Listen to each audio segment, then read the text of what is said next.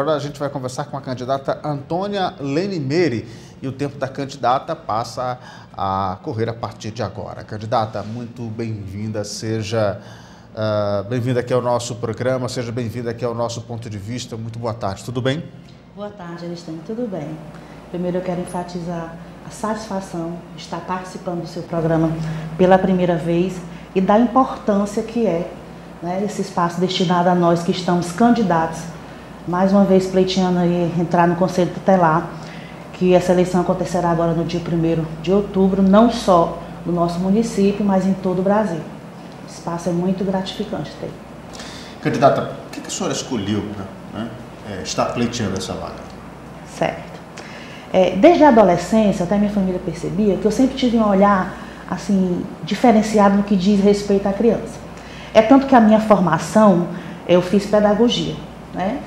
Eu fiz pedagogia e atuei em sala de aula como professora durante alguns anos.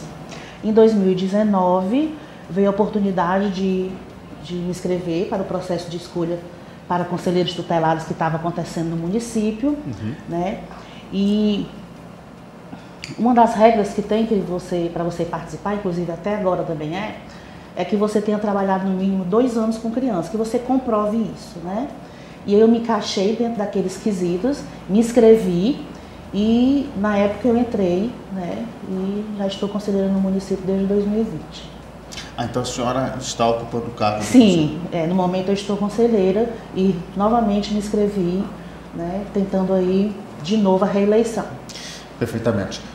Candidata, e como é que foi essa sua trajetória, né, nesse mundo de trabalhar com criança, de trabalhar com adolescente? Como é que a senhora construiu essa trajetória?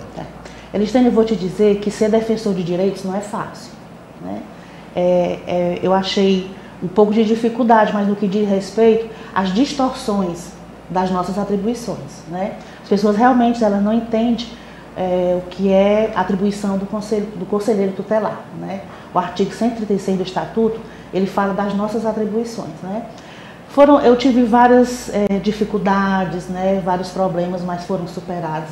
E o que eu tenho para te dizer é que eu realmente gosto de ser defensora de direito, apesar de todas as dificuldades, mas eu estou atuando aí desde 2020, que eu trabalho na rede de proteção municipal, e eu gosto demais do que eu faço. É um trabalho difícil, mas eu gosto. Perfeitamente. Candidata, na opinião da senhora, quais são as principais atribuições do conselheiro tutelar? Tá.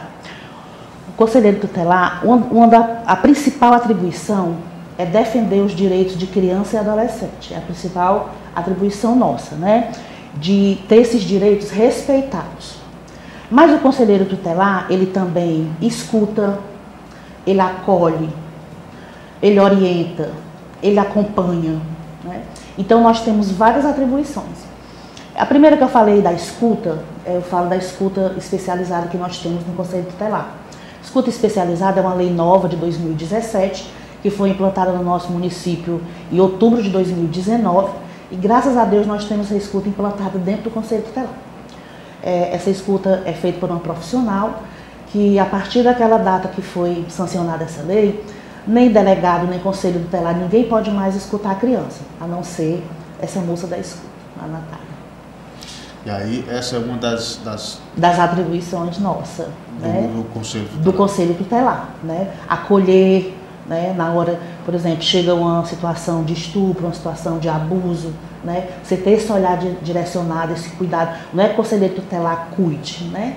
Nós não cuidamos de criança. Inclusive, eu achei interessante que um dia eu estava... Você vai de novo? Uma pessoa me perguntou na rua. Primeiro, você vai de novo participar? Eu disse, vou. Mulher, eu acho que eu vou me inscrever, porque eu gosto tanto de cuidar de crianças. Então, não é que a gente cuide, mas a gente defende direito. E ser defensor de direito, muitas vezes chega a ser até um trabalho perigoso, né? Porque nós atuamos em todos os locais, com algumas denúncias graves, né? Mas alguém tem que defender o direito dessas crianças quando os pais se eximem disso, das suas responsabilidades, né?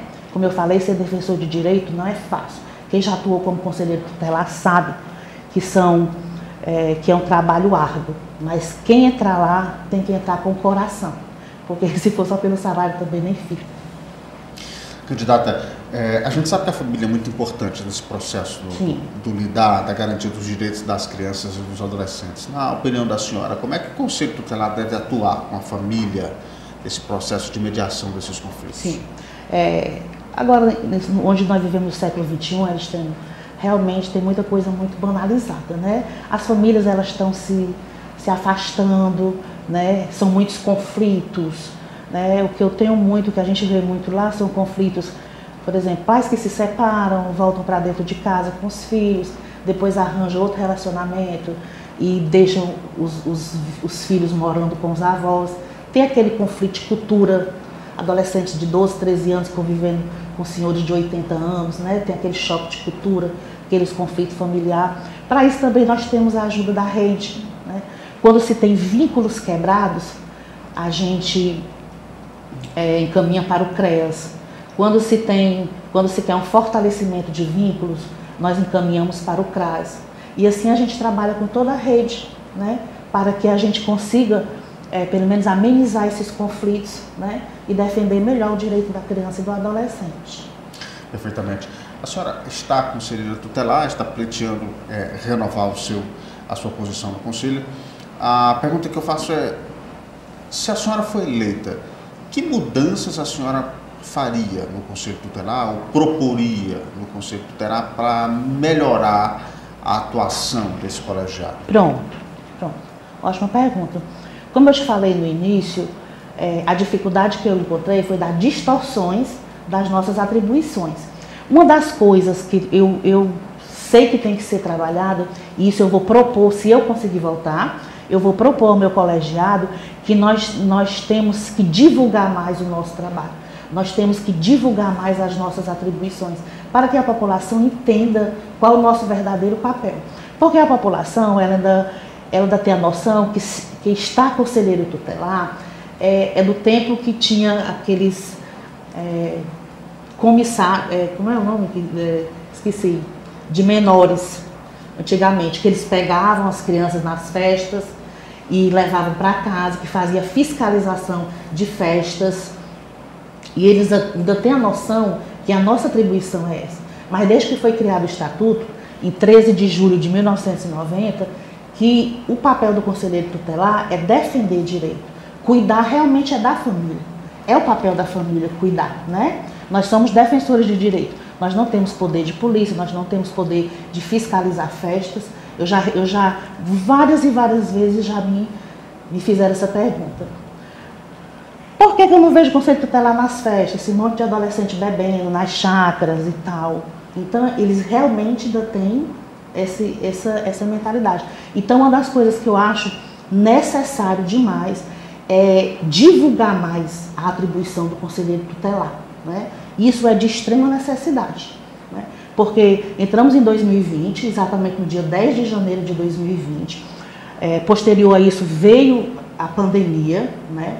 Foram quase que 2 anos praticamente parados, e é muita coisa no Conselho Tutelar, é um trabalho difícil, mas a gente tem que se planejar e tem que fazer essa divulgação. É necessário, é de extrema necessidade. As pessoas saberem o que de fato é a atribuição do Conselho Tutelar. Era isso que eu mudaria, a divulgação. E qual, na opinião da senhora, qual o impacto social que o Conselho Tutelar tem na sociedade, né? Qual o impacto social que esse colegiado oferece, né, para a comunidade xeremobenense? A população, elas têm uma noção errônea que o Conselho Tutelar é perseguidor da família, né? Mas o nosso trabalho é essencial, é de extrema necessidade. Nós conseguimos tirar crianças em situação de risco, situação de agressão, situação de estupro. E isso é quando eu me sinto assim, eu não sei te explicar, Alexandre, mas quando eu consigo tirar uma criança de uma situação assim, é como se eu tivesse comprado uma coisa para mim, assim, me realizado, entendeu? E as pessoas, infelizmente, elas não têm essa consciência de tão importante que é o nosso trabalho para a sociedade. Ser defensores de direito não é fácil.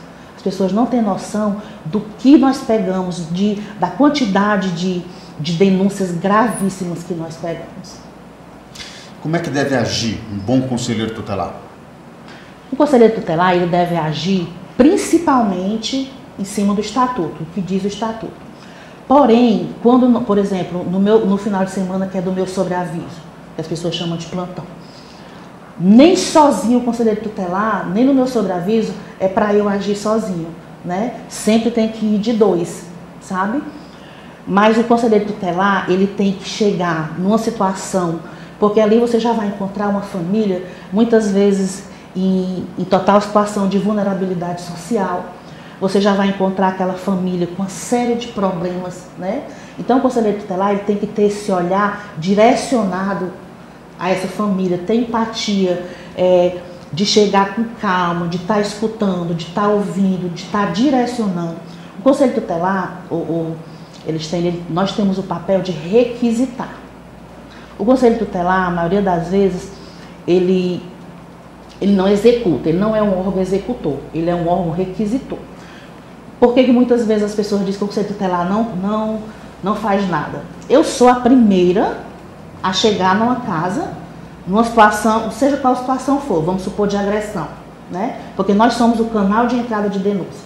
Mas também temos o telefone institucional, temos o Disque 100, mas pode procurar a gente, enfim. Quando nós chegamos lá, que nós vemos aquela situação complicada, nós requisitamos os serviços, mandamos para o CREA, se necessário, para o CRAS, para o CAPS, enfim. E a maioria desses órgãos são lotados e às vezes não chegam, Ministério Público não chega rapidamente, né? Então, como nós somos os primeiros a chegar e a população não tem uma resposta de imediato, eles atribuem a gente a não fazer nada. Mas o nosso papel é requisitar. Como é que a senhora vê essas críticas a essa atuação do Conselho Tutelar? A senhora acha que é mais falta de informação sobre a Totalmente, totalmente. Então eu volto a te falar em relação àquela questão da divulgação, né? Eu acho que isso é essencial. Se a gente for para as redes sociais, aqui no seu espaço, né, nas rádios, para a população ficar ciente do que é as nossas atribuições, eu acho que não teria esse tipo de crítica. Eu acho que é apenas uma falta de informação. É uma falta de informação. Mas é um trabalho essencial, é um trabalho duro, sabe? É um trabalho complicado, muitas vezes perigoso. Conselheiros tutelar já foram ameaçados, já tiveram que afastar, não no nosso colegiado, mas informações que nós temos anteriores, e muitas vezes apenas por falta de uma informação, de um esclarecimento do que realmente é a atribuição do Conselho Tutelar. Perfeitamente. Candidata, a gente já está chegando próximo às considerações. Quero agradecer aqui mais uma vez o espaço que a senhora ocupou aqui no nosso programa. E deixo o tempo aí final, os 2 minutos que a senhora tem agora, olhando para aquela câmera, para que a senhora possa conversar diretamente aí com a nossa audiência. Fique à vontade, as suas considerações finais. Muito obrigada, Elistene. Eu queria que a população se conscientizasse da importância que é o dia 1º de outubro, que a importância que é ir votar. É uma eleição difícil, uma eleição complicada, principalmente por não ser obrigatório, mas que a população visse como é essencial o serviço do Conselho Tutelar, por sermos defensores de direito. Vocês não têm noção o quanto que o nosso trabalho é essencial, o quanto já conseguimos tirar crianças e adolescentes de algumas situações realmente muito complexas. Então, no dia 1º de outubro, faça o papel de cidadão, escolha um conselheiro tutelar que você vê que realmente gosta daquilo ali, que está lá fazendo o seu papel, disponibiliza aqui o meu número, o meu nome é, quem não me conhece, meu nome é Lene Meire, sou conhecida como Meire, o meu número é 380, e deixa aqui o meu número para ser uma opção para você para votar no dia 1º de outubro, mas não deixe de votar. A senhora ainda tem mais um minutinho. Tudo isso eu já falei tanto. Fique à vontade. Pronto. E é isso, gente. Vamos fazer o papel de cidadão, né? Vamos tirar da mente que Conselho Tutelar é perseguidor de famílias, que realmente isso não é verídico, né? Conselho Tutelar é defensor de direito, Conselho Tutelar é parceiro de vocês, assim como toda a rede, assim como o CRAS, como o CREAS. Eu estou na rede desde 2020, atuando como defensora de direito. É uma coisa que eu gosto de fazer, gosto desse, que nem eu falei para a Distância, gosto desse trabalho e pretendo sim continuar e aproveito o espaço para pedir o seu voto. No dia 1º de outubro, me dê o prazer de ter seu voto. Meu número é 380. Muito bem, candidata, muito obrigado pela sua presença mais uma vez aqui na nossa entrevista. O tempo já está esgotando. Aí, muito bem, muito obrigado pela sua presença. Nós vamos continuar ouvindo os candidatos e candidatas ao Conselho Tutelar aqui do município de Quixeramobim. A nossa próxima rodada de entrevistas vai acontecer na próxima segunda-feira. Hoje 22, 23, 24, no próximo dia 25 vai acontecer mais uma rodada de entrevista com candidatos ao Conselho Tutelar aqui do município de Quixeramobim. Na segunda-feira nós vamos ouvir, deixa eu pegar aqui a ordem do sorteio. Na segunda-feira, dia 25, nós vamos ouvir às 12h15 a candidata Rita de Cássia e às 12h35 a candidata Alda Pinheiro Lima. Você é nosso convidado a acompanhar o nosso programa.